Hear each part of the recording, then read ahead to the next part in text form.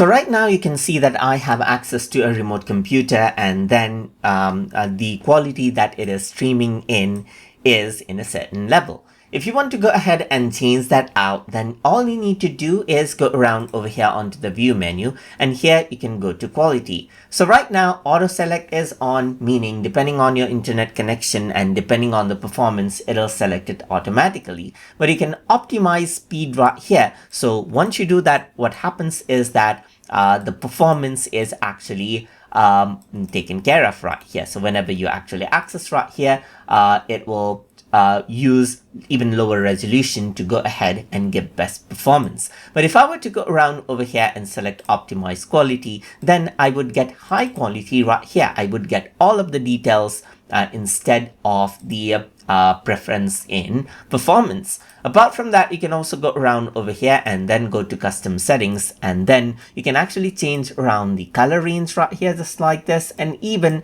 change around as you like. Like let's say for example, you can go for higher speed or true color, and even lower color right here, and even like let's say for example, enable or disable GUI animations as well. So as I click on this, you can see that there's like a quick animation right here. But if I were to go ahead and then go around over here, enable GUI animations right here just like this, then you can see that I actually have the animations popping up as well just like this. So that is how you can actually go ahead and then choose the custom settings as well, and even enable and disable animations right here just like this. Press OK right here, and as you do that, you can see that there is no GUI animation whatsoever. Now it is actually like using speed as the preference. So that is how you can go ahead and work around with the streaming quality optimization inside of TeamViewer.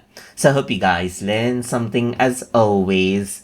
And as always, please like, comment, share, and subscribe.